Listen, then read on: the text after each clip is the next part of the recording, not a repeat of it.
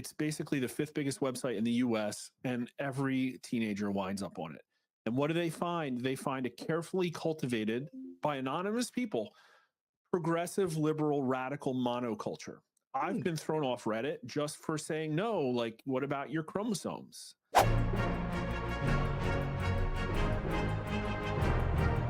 The night you sent me this Reddit channel, Ask Transgender, I was sharing some of the things with the people, and I just went on it now here.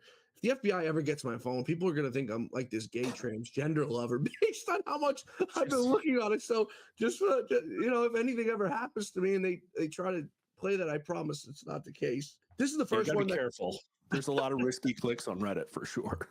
So be it. I know I'm not doing anything weird, but trying to get to the bottom of this thing. This is one of the top ones on here. Mark just posted an hour ago.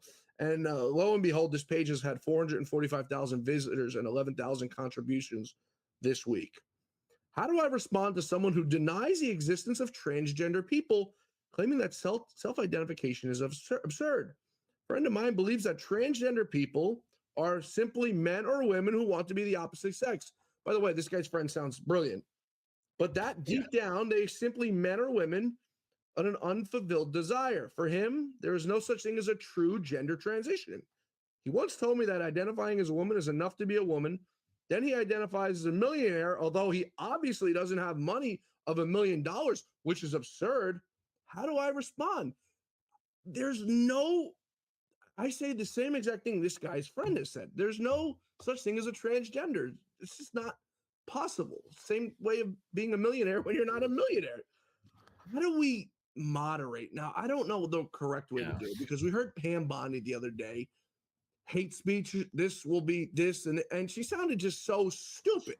I mean, the First Amendment protects things like that happening. I mean, things that we don't like. Now, can you be fired for saying things at a private job? Yes. Can you be fired? Yes, absolutely. But can you be locked up for saying things that are not popular? No. Yeah. Well, the ultimate problem, as we've discussed, is that there are two realities in America, and that's our quandary. First off, I hate the idea of hate speech, not least of which because it muddies the water. It implies to people that words can be violent, and that's one of the major lies of the left. It's not true.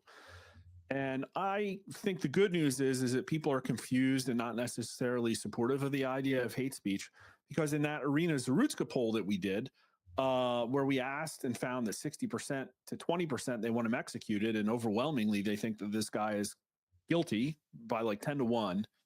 And only 37% said it's a hate crime. Like, they don't even know. There was like huge not sure number. It's like not even they're like, hate crime. Like, what? No, he killed her. Like, execute the guy. So that is kind of a good situation. But again, with this whole idea of like two separate realities, there is speech that is illegal, and it's calls to violence. And so we're going to see what happens, because Stephen Miller and JD Vance came out very aggressively going to go after these organizations and hold them accountable, because there hasn't been. It's ubiquitously, you're allowed to say this stuff on the left. Mainstream media does it, the way that they've been dehumanizing MAGA supporters and painting them as violent extremists and Hitler and blah, blah, blah. But it's even worse on these sites. And we talk about Reddit a lot. I don't think a lot of people understand the scope of it. Yeah. It is what bulletin boards were 20 years ago, only more pervasive. It's basically the fifth biggest website in the US, and every teenager winds up on it.